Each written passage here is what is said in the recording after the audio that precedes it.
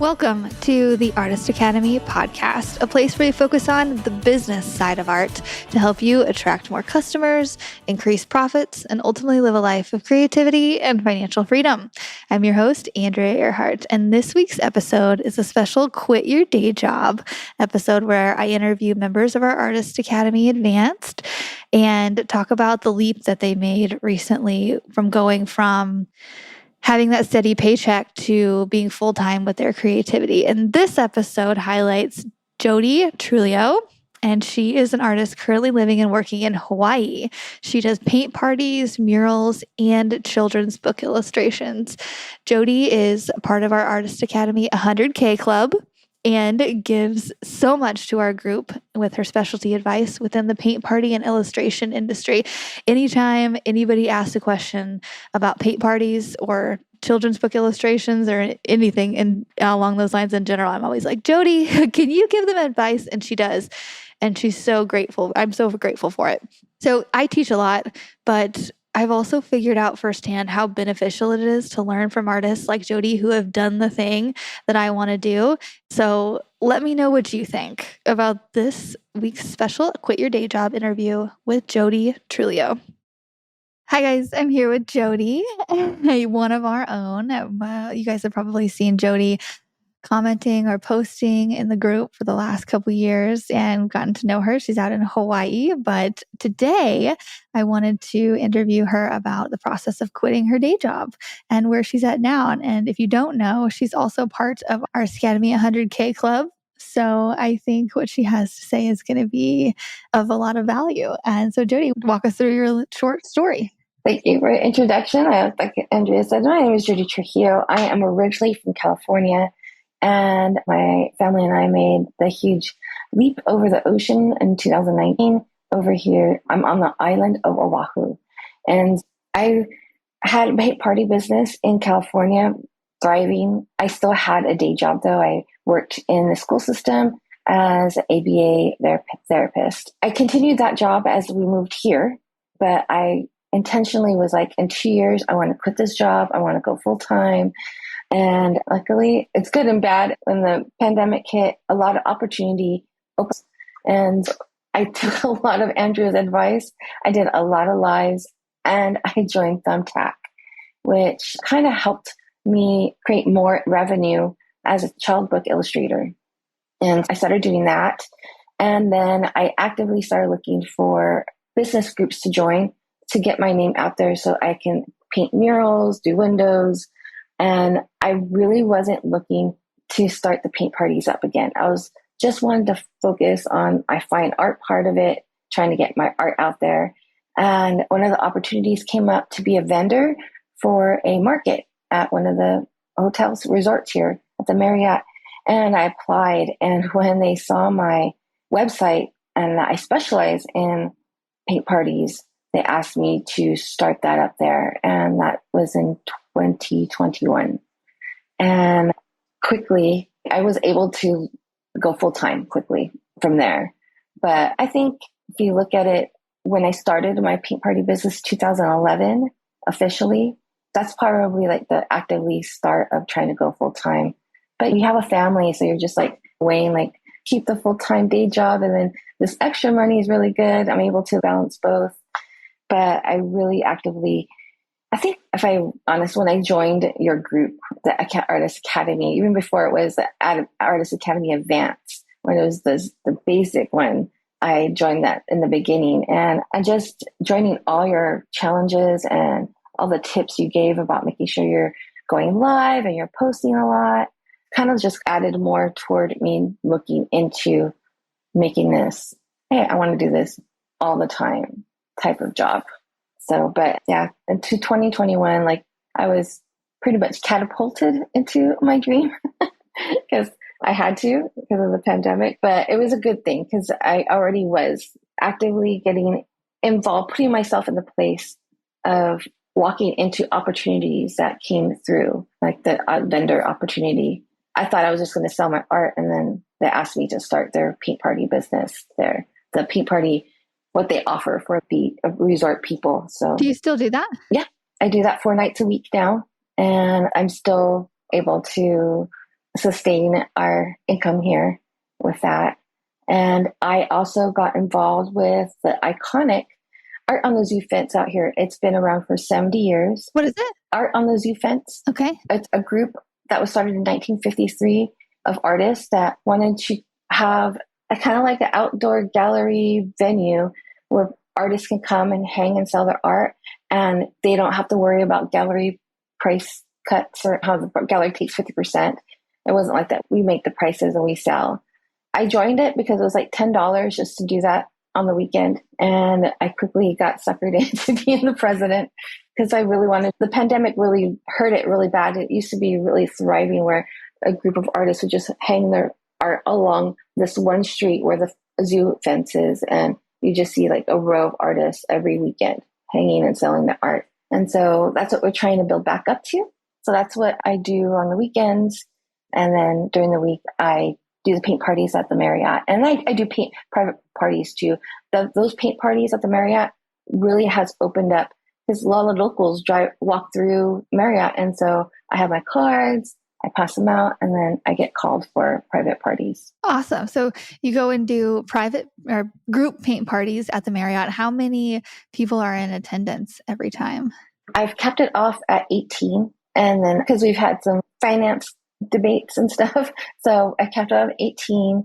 And I told them I'm open to doing more, but we got to talk about the price again. So it's 18, and I could do it by myself, but I make sure I have an assistant because you never know. You always have those crazy guests that come through that had a few drinks already. Yeah. And have you had to hire somebody to work with you there? Yeah, so I do always have an assistant.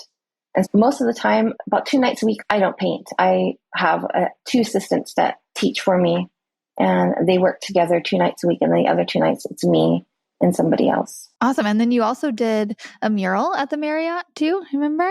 I did a mural there that also opened up from mural. They opened up a heritage room where they wanted to share the culture of Hawaii, and especially that property there, because that used to be the property of Queen Liliuokalani.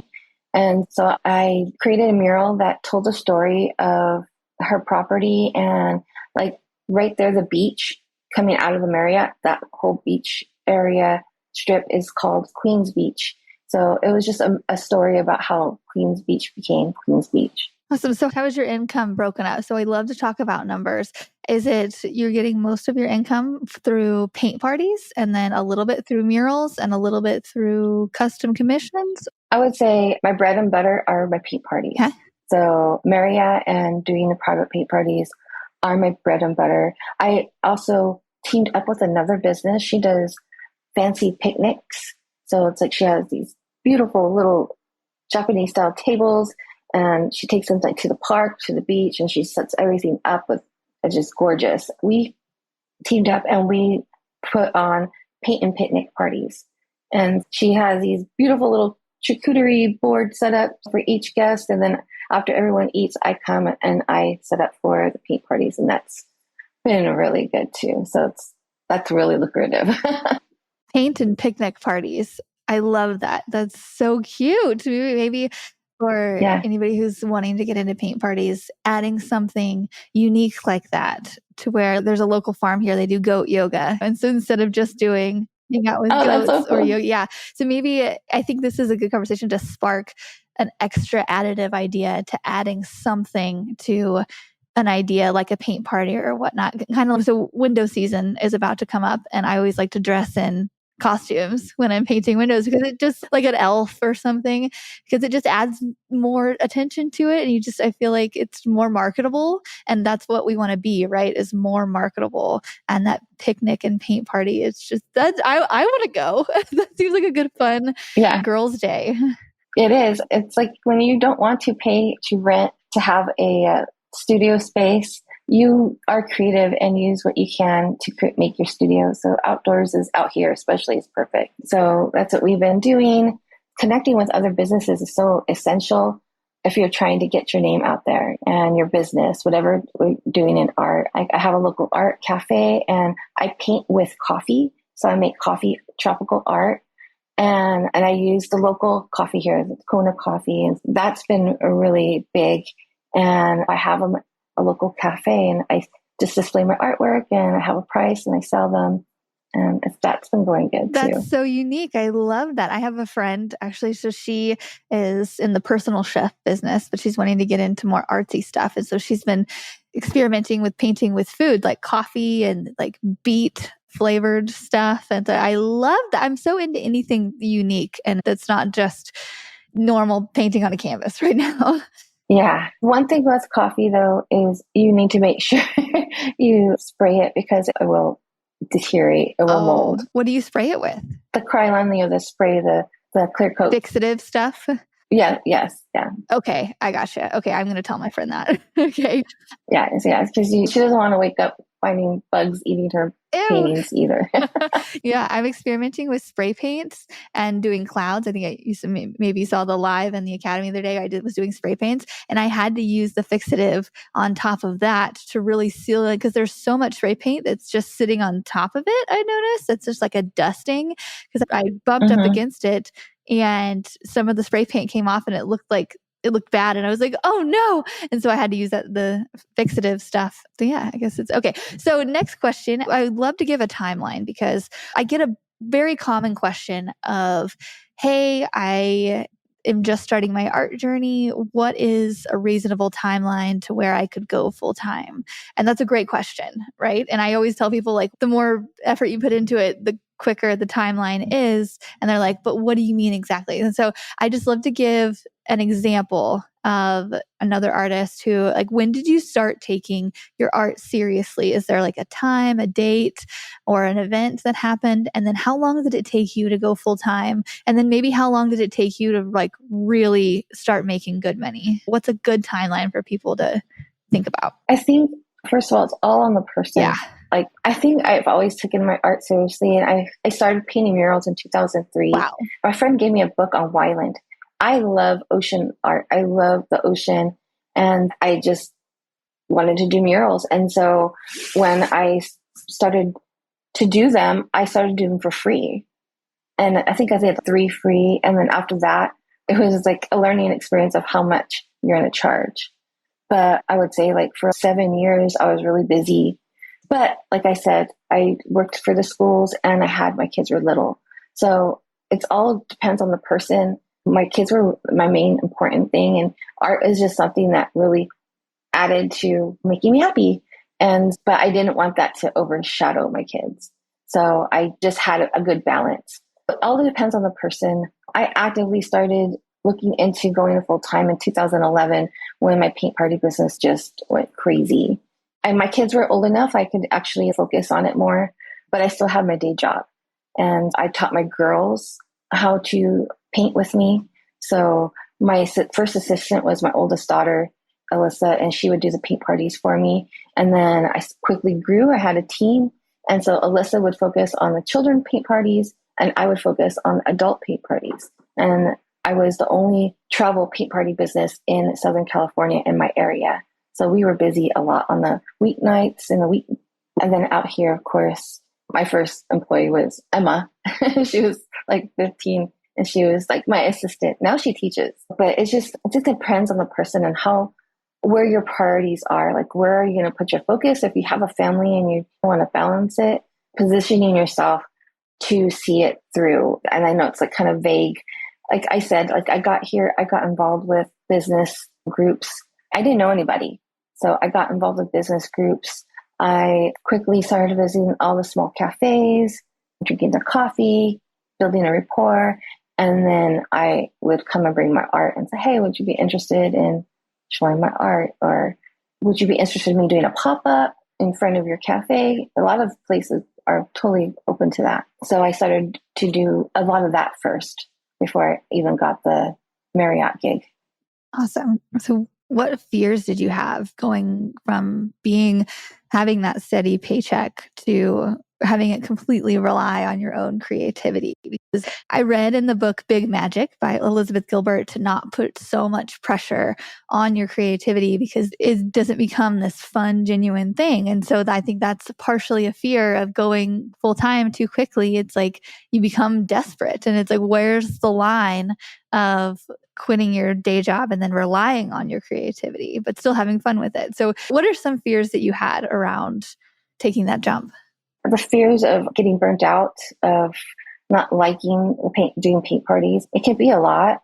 When I first started at the Marriott, I was there 5 nights a week and then 7 nights a week. And now I'm down to 4. And when I got up to 5 and 7 nights a week, it was really a lot. I really had to rely on finding some assistants that like kind of had the same kind of creative and enjoyed creativity and enjoyed creating, so that I can teach them to teach for me. So I wasn't always the one outputting, and I had some downtime and go draw whatever I want by myself. So you have to make sure, like whatever you decide to do, you want to make sure you don't burn yourself out and don't worry about trying to grab all the jobs at the same time, because that's horrible.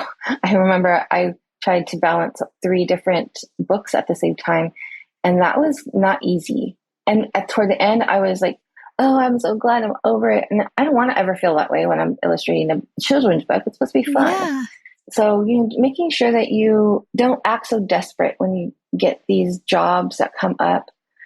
You want, oh yeah, I have a job now. I could put you on the schedule and we can start in 2 weeks. That shows that you are busy, and people are going to want to stay with you because they see that you're a busy person. They like your art. Like this book project I'm doing is going to be a series for this author, and they're paying me, plus I'm going to get royalties. That's so true. I was coaching this girl one-on-one to get her art business started here recently, and I was talking to her about scheduling this new customer really quickly, and blah, blah, and she's, I can't do it tomorrow, or I have stuff to do this weekend, blah, blah. And I was like, oh no, like I don't expect you, and they don't expect you to do it tomorrow or this weekend. Like book them out. It's totally okay to have somebody wait 2 weeks or get them in as soon as you can and ask what their deadline is and when they need it done. But don't expect to drop everything just because you have one job. And I think it's so exciting for people in the beginning. They're like, oh my gosh, they want me to paint for them, and they want to. And so there's something to be said for somebody that you can put them on a wait list, because I told her, if you're good, you're not going to be available tomorrow, right? You're going to have people, you're going to have to wait in a line of some length. Yeah. And so I remember first starting out, especially when you said, oh, try Thumbtack. And at first I was like, this is not working. All of a sudden, all these children's book authors started popping up. They needed art. And I'm like, I'm going to grab it all. And I just was like, oh, I can't do this. I'm going to go nuts. Yeah, just making sure that you don't like act like you're not, when you give a kid a dessert and they just eat it all at the same time because they think they're not going to ever have it again. Don't act like that. That's a good analogy. And I try to keep that in mind every time I get job inquiries and stuff. I'm like, okay, but will I have work after I'm done with this? Will they wait for me? You get that fear. Mm-hmm. But if they're looking for you, then they haven't found anybody. So the one thing that you have to remind yourself, they came looking for you. Yeah. So that's your advantage. Yeah. So really quickly, we've done a whole other live here about on the podcast from previous years about getting children's illustration jobs or illustration jobs via Thumbtack. But just to touch on this again, I was on a one-on-one call this past week with an artist who wanted to get into illustrations. And I have no idea how to get jobs. I was like, oh, I do. Thumbtack. And I was like, hey. And so I pointed him to your podcast a while ago, but just to touch on it again. So if somebody wants to do children's books, because that sounds like so much fun, what is your recommendation for getting on Thumbtack and getting jobs? Because I told her maybe do a couple illustration pages of your own and your own style, but in slightly different styles, put them up there for examples. That way the people can see, and then they'll contact you or you guys will match. Do you have anything else to add to that? I would do that. Luckily, I was already teaching how to create your own comic to kids. And so I had a lot of illustrations of my dog. And so I used my stories for my examples on Thumbtack. And I wasn't sure if anybody would like my style, but people like my style. It's very childlike, it gives a room for imagination. And so that's what you do, is just draw in your own style, draw what attracts you to children's books in the first place. Like it gives you that nostalgia of like when you're a kid and the imagination. So draw according to that. I love that. You have me like anytime I think of something or I hear something fun like this, I imagine in my head, I'm like, oh, maybe I could do a little fun, just quick book with my son Sky and his little mini farm full because we have a bunch of peacocks and chickens and Oh yeah, stuff. yeah, Yeah. peacocks, Yeah. chickens, And it doesn't yeah. need to be very detailed. I could like yours, I could keep it simple and fun. And there's room for imagination when you don't draw in every little detail. And I think that's a good tip too when putting together things to put up on Thumbtack to give examples because photos are what's going to draw people to you. They need to see your work before they hire you for it. And yeah, just it doesn't have to be super complicated. You can just put something up that's cute, but it doesn't have to be super realistic.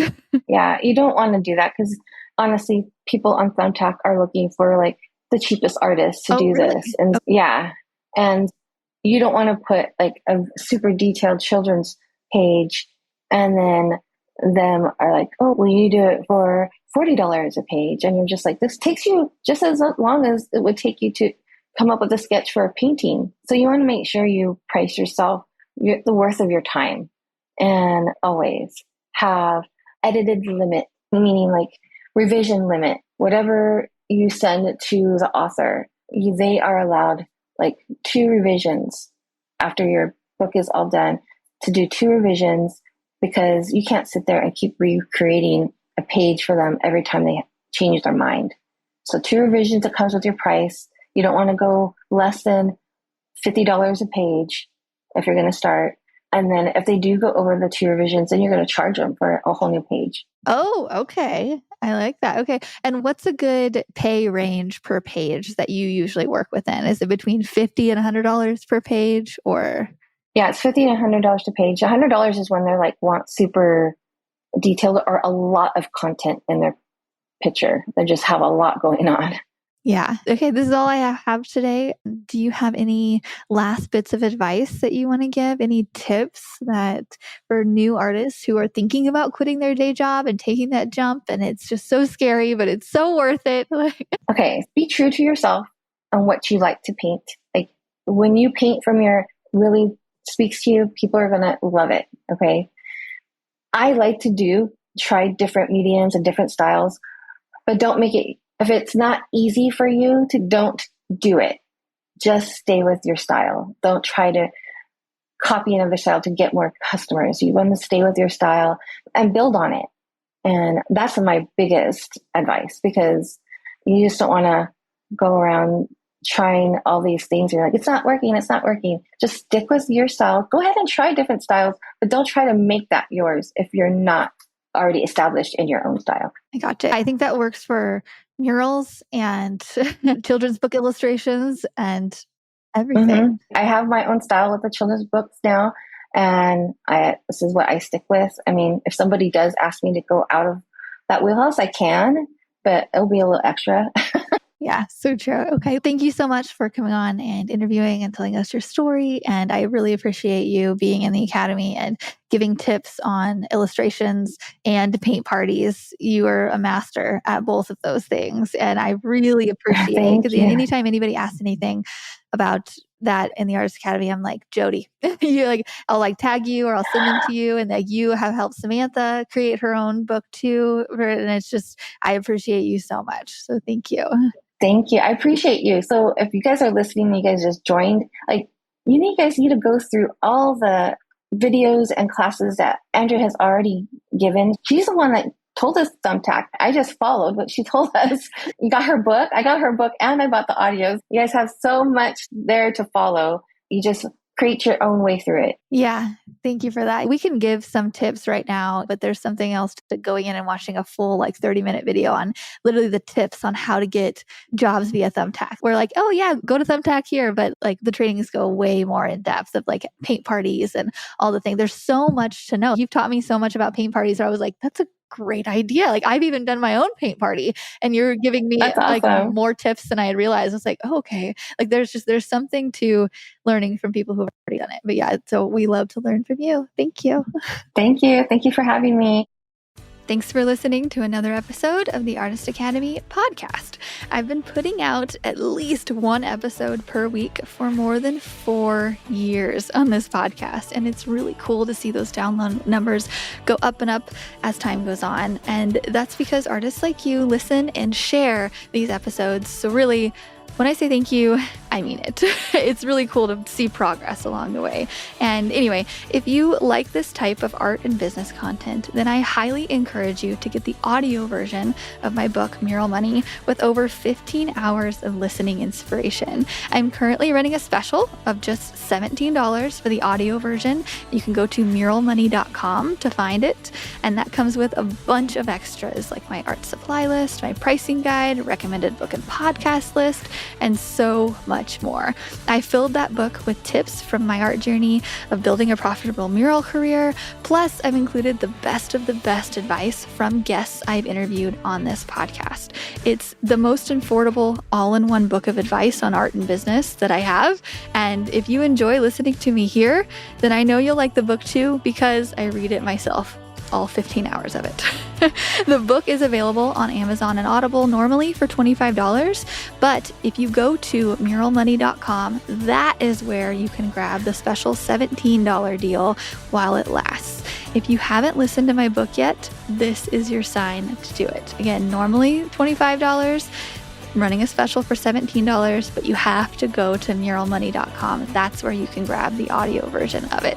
And that's all I have for you today. So I will see you next week for another episode of the Artist Academy podcast.